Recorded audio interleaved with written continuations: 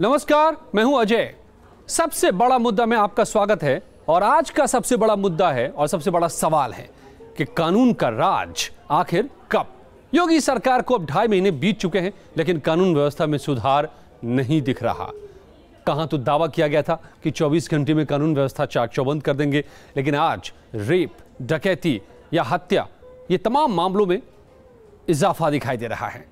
विपक्ष सरकार पर निशाना साध रहा है, लेकिन सरकार अब भी वहीं दोहरा रही है, कानून व्यवस्था बेहतर है। तो क्या वाकई ऐसा हुआ है या फिर क्या हाल है? आज हम करेंगे पड़ताल सबसे बड़ा मुद्दा में। यूपी में जारी वारदातों का एक लेखा जोखा भी हम आपके सामने रखेंगे कि जब से यह सरकार बनी है क्या हाल है। आला मंत्रियों से पूछेंगे सवाल कि कानून का राज आखिर कब।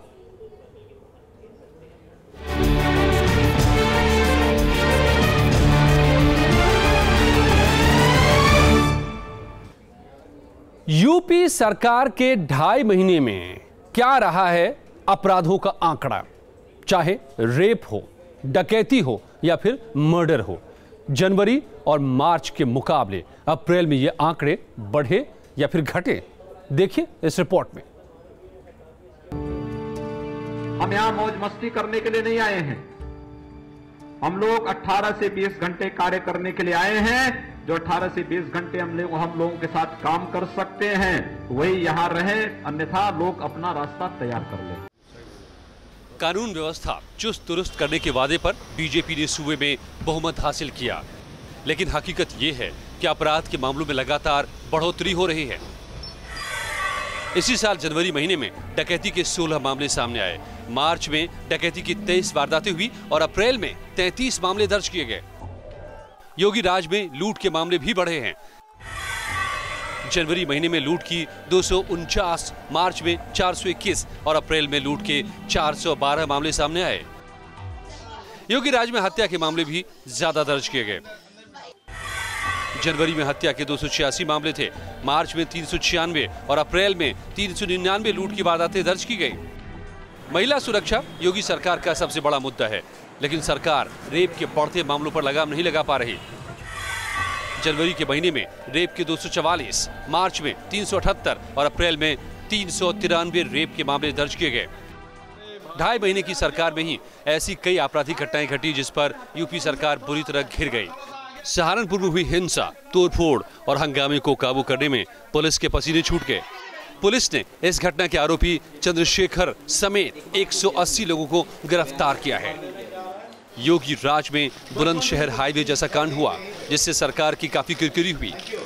जेवर बुलंदशहर हाईवे पर हुई इस वारदात में 40 साल के एक शख्स की भी बदमाशों ने हत्या कर दी। आगरा में सर्राफा व्यापारियों की हत्या ने भी योगी सरकार को बैकफुट पर ला दिया। विधानसभा में भी योगी सरकार पर इसी मामले को लेकर जमकर वार हुए। गुंडाराज न भ्रष्टाचार, अब की बार भाजपा सरकार के नारे के साथ जिस तरीके से उत्तर प्रदेश की जनता ने जनमत दिया, 3 महीने में जिस तरीके से 154 बलात्कार, 180 डकैतियां, जिस तरीके से रात में उत्तर प्रदेश में आने में डर लगता है आम जनता को। हालत क्या है कि उत्तर प्रदेश के मुख्यमंत्री चेतावनी मुख्यमंत्री बनकर रह गए हैं। सरकार और संगठन में अभाव एक दूसरे के प्रति, यही कारण है कि थाने में गेरुआ वस्त्र पहनकर लोग जिस तरीके से उद्दंड मना रहे हैं और लोग कानून व्यवस्था को हाथ में लेकर जिस तरीके का माहौल खड़ा कर रहे हैं, सरकार को सोचना चाहिए। हालांकि बीजेपी सरकार के मंत्री नहीं मानते कि सूबे में कानून व्यवस्था की कोई दिक्कत है। उत्तर प्रदेश में भारतीय जनता पार्टी की सरकार कानून राज स्थापित करने के लिए कटिबद्ध है। बढ़ते आंकड़ों से एक सवाल ये भी है कि क्या अपराध की संख्या में इजाफा हुआ है या फिर पिछली सरकार की तुलना में मौजूदा सरकार के दौरान ज्यादा केस दर्ज किए जा रहे हैं। इन सवालों के जवाब के लिए अभी और इंतजार करना होगा। Bureau report, news 10, Uttarakhand, Uttar प्रदेश। तो आपने सरकार की भी बात सुनी, विपक्ष की भी बात आपने सुन ली, लेकिन असल सवाल यह है कि जनता क्या सोच रही है। क्या जनता को लगता है कि कानून व्यवस्था के हालात बेहतर हो गए हैं या फिर खराब हो गए हैं? हमने बात की गोरखपुर के लोगों से। और हमें लगता है कि बहुत सारी चीज़ें सरकार को करनी पड़ेगी, एक दिन में होने वाला ये काम नहीं है। क्या होना चाहिए और क्या हुआ है? अभी उतना योजना तत्काल प्रभाव से वो हो नहीं पाया है, चल रहा है। देखिए, जब भाजपा की सरकार आई तो उस समय हम लोगों को लगा कि एक अच्छी सरकार आई है।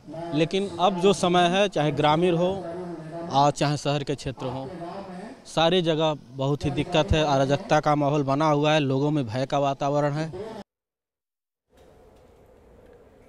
ये लोगों की बात आपने सुनी, वो भी गोरखपुर के लोग हैं, जहां से आते हैं खुद सीएम, और जहां पर जाकर के उन्होंने चेतावनी दी थी। यानी गोरखपुर में मुख्यमंत्री बनने के बाद जब पहुंचे थे गोरखपुर, तो उन्होंने चेतावनी दी थी गुंडों, बदमाशों को, अपराधियों को, खुद सीएम ने, और कहा था कि पुरानी आदत से बाज आ जाएं, वरना उनकी जगह या तो जेल में होगी या फिर वहां होगी जहां कोई नहीं जाना चाहता।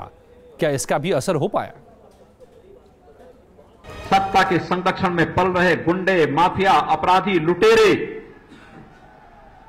ये सब के सब मेहरबानी करके या तो उत्तर प्रदेश छोड़ करके चले जाएं, और अगर उत्तर प्रदेश में रहेंगे तो फिर उनके लिए 2 जगह होंगी। मुझे लगता है उस जगह कोई भी नहीं जाना चाहेगा, और उसके बारे में वो तय कर लें क्या होना है। इस तरह से दो टूक कोई सीएम आमतौर पर सीधी चेतावनी देता नहीं, लेकिन ये कहें तो एक सन्यासी के लहजे में सीएम योगी देते नजर आए ये सीधे सीधे अपराधियों को। लेकिन फिर भी क्या अपराध पर लगाम लग पाया? लगता नहीं। यूपी में सत्ता के बदलने का असर अपराधियों पर अब तक दिख नहीं रहा है। बलात्कार के मामले लगातार सामने आ रहे हैं। सरकार एक तरफ कानून व्यवस्था को सुधारने का दावा कर रही है, लेकिन धरातल पर सरकार का दावा खोखला ही दिख रहा है।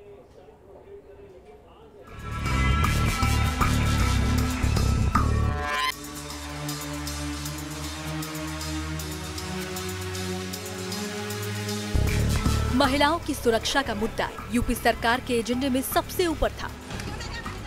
एंटी रोमियो स्क्वाड बनाकर प्रदेश की योगी सरकार ने अपना रुख साफ भी कर दिया था। लेकिन अपराध बदस्तूर जारी है। खासकर महिलाओं के साथ आपराधिक घटनाएं नहीं रुक रही हैं।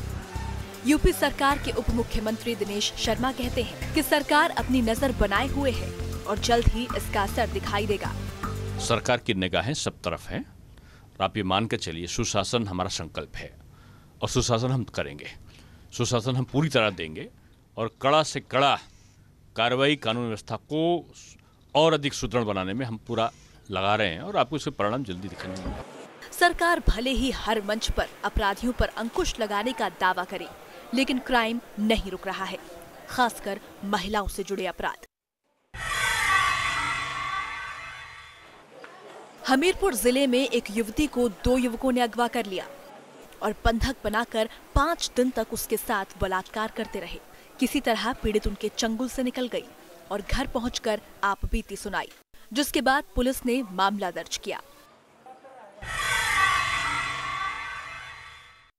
हाथरस के गांव में नाबालिग के साथ 2 युवकों ने सामूहिक बलात्कार किया। पीड़ित अपने खेत में थी, तभी गांव के ही 2 युवकों ने उसके साथ गैंगरेप की वारदात को अंजाम दिया। घर वालों की शिकायत पर पुलिस ने पीड़िता का मेडिकल कराया और केस दर्ज किया। वाराणसी में ये मासूम बच्ची अपने मोहल्ले में खेल रही थी, तभी पड़ोस के एक शख्स ने उसे लालच देकर अपने घर बुलाया और बच्ची के साथ रेप किया। घटना के बाद आरोपी फरार हो गया, जबकि पीड़ित बच्ची को इलाज के लिए अस्पताल में भर्ती कराया गया। उन्नाव में बदमाशों ने एक महिला को अगवा कर लिया और चलती कार में उसके साथ गैंगरेप किया। जब महिला बेहोश हो गई तो बदमाशों ने उसे कार से फेंक दिया और फरार हो गए। बेलगाम अपराध के मुद्दे पर विपक्ष अब सरकार पर सवाल उठा रहा है। आज के दिन कानून व्यवस्था ध्वस्त है। रोज 7 हत्याएं, बलात्कार, लूट, आगजनी, इनके खुद के विधायकों को भी ये देखा जा रहा है कि वो अधिकारियों को पीट रहे हैं। अपराध के बढ़ते मामलों पर जब सरकार से सवाल पूछा गया तो यूपी सरकार के मंत्री चेतन चौहान ने कहा कि जल्द ही अपराध पर काबू पा लिया जाएगा। हम लोग पूरी कोशिश कर रहे हैं कानून व्यवस्था ठीक करने की। सरकार भले ही अपराध पर जल्द लगाम लगाने का दावा करे, लेकिन प्रदेश में महिलाओं के साथ बढ़ रही घटनाओं ने सूबे की कानून व्यवस्था पर सवाल जरूर खड़ा कर दिया है। Bureau report, news state, Uttarakhand, Uttar Pradesh. Lucknow के लोगों से भी हमने बात की कि 2.5 महीने के कामकाज पर क्या कहते हैं लोग।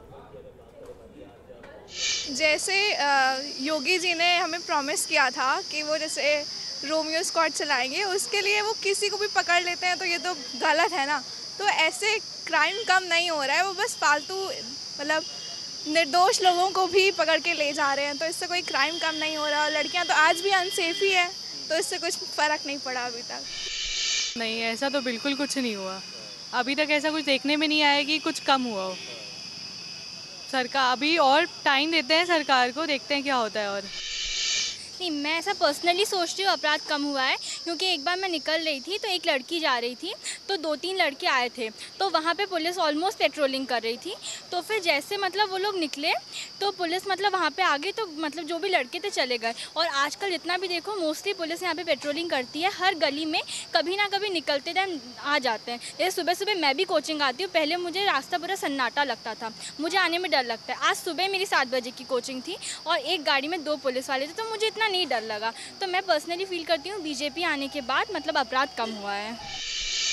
हो तो रहा है, but what I think is कि मतलब इम्प्लीमेंटेशन होना चाहिए, बहुत स्ट्रिक्ट मेजर्स लेने चाहिए गवर्नमेंट को, क्योंकि जैसे कि बहुत से लोग छेड़छाड़ एंड ऑल करते हैं और फिर उनके अगेंस्ट लाइक उन्हें इतना भी वो नहीं है, ये डर नहीं है कि मतलब कर रहे हैं, अभी भी चल रहा है ये सब। उम्मीद जितनी थी उतना फर्क पड़ा नहीं है। आप पिछले 48 घंटों की ही बात देख लीजिए, हत्या की कई वारदातें सामने आ गई। पहले भी अपराध का सिलसिला कुछ यूं ही चलता था, तो आखिर योगी सरकार और पिछली सरकार में फिर फर्क क्या रह जाता है? क्या योगी के सीएम बनने से कुछ फर्क पड़ा है?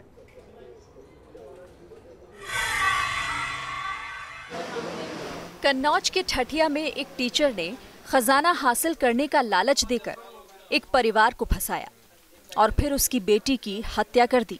तांत्रिक पर बेटी के साथ बलात्कार का भी आरोप है। पेशे से अध्यापक आरोपी शख्स अब सलाखों के पीछे है। कृष्ण कुमार शर्मा है। कृष्ण कुमार शर्मा के खिलाफ पर्याप्त साक्ष्य होने के कारण इनको भी गिरफ्तार करके न्यायालय के सामने प्रस्तुत किया जा रहा है। इनके पिता के संबंध में और सारी साक्ष्य इकट्ठे किए जा रहे हैं, क्योंकि उनका क्या रोल है, कहाँ तक रोल है, इस विषय में भी साक्ष्य इकट्ठा किया जा रहा है। और इनको इसमें जो धारा है बलात्कार की धारा की वृद्धि कर दी गई। मऊ में जमीनी विवाद में एक बुजुर्ग की सरेआम चाकुओं से गोद कर हत्या कर दी गई। हत्या के आरोपी ने बुजुर्ग के परिवार के ही 2 और लोगों को भी पीट कर घायल कर दिया। ये बीच बचाव के लिए गए, इनको भी मारा, इनको भी चोट लगी है। इनकी बहन श्रीमती उषा सिंह वो भी छुट्टी मनाने के लिए घर पे आई थी मायके में, उनको भी मारा, उनका सर फट गया, 14 टाँका उनको लगा।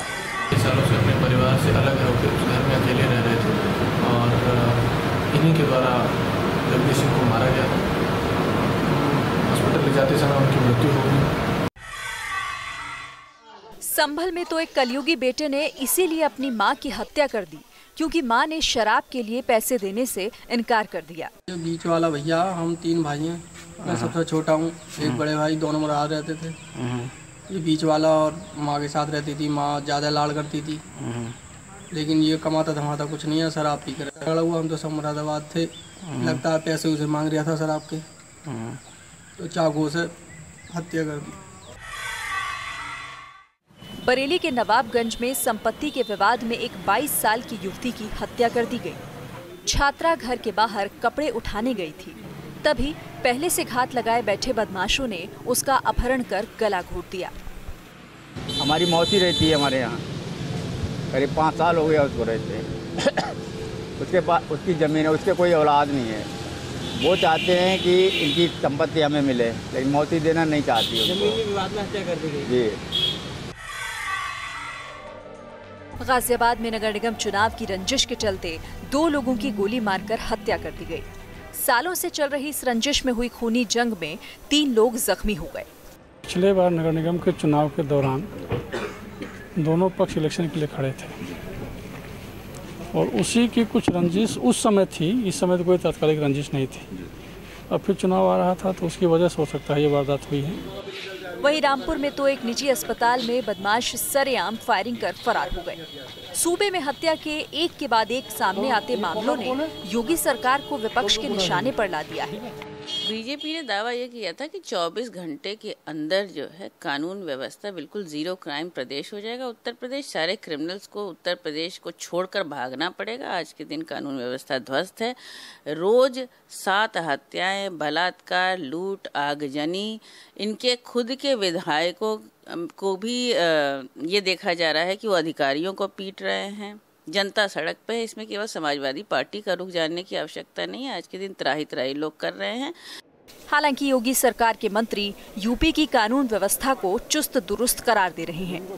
प्रदेश में कानून व्यवस्था पूरी तरह नियंत्रण में है। मुख्यमंत्री जी का स्पष्ट निर्देश है, आदेश है, अपराधियों को और अपराध को बर्दाश्त नहीं किया जाएगा। कठोर से कठोर कार्रवाई होगी। कानून व्यवस्था तो हमारी बहुत अच्छी है, पहले से बहुत सुधरी है। विपक्ष वाले जो है ये तड़फड़ा रहे हैं, उनकी तड़फड़ाहट है। कानून व्यवस्था अच्छी।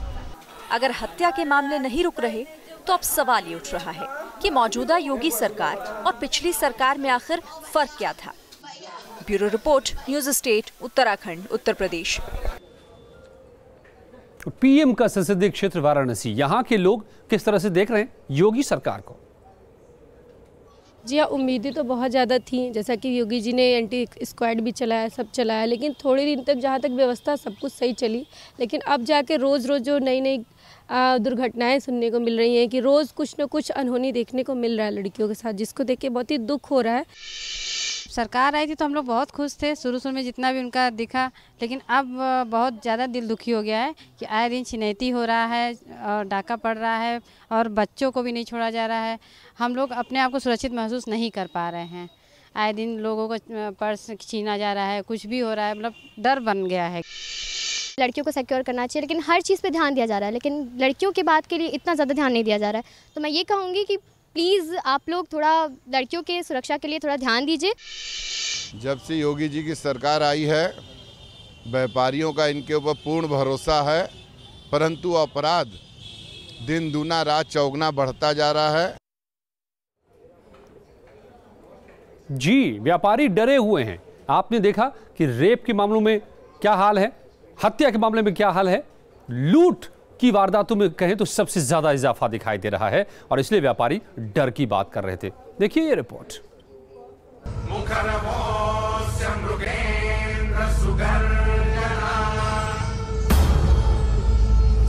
राज्य सत्ता तो योगी ही चला सकता है, तो राज्य सत्ता योगियों के लिए है, भोगियों के लिए नहीं। योगियों के लिए है, भोगियों के लिए नहीं।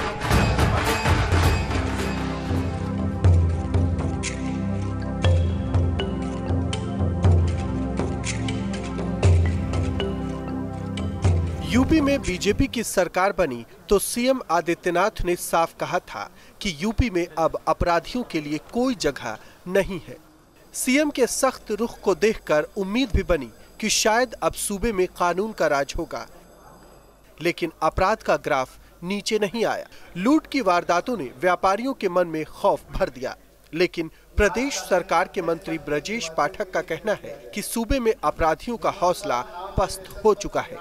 आज अपराधी अपराध करने से बच नहीं पाएगा, उसको थाने से पकड़ करके जेल भेजा जाएगा और कानून के तहत सख्त से सख्त सज़ा मिलेगी।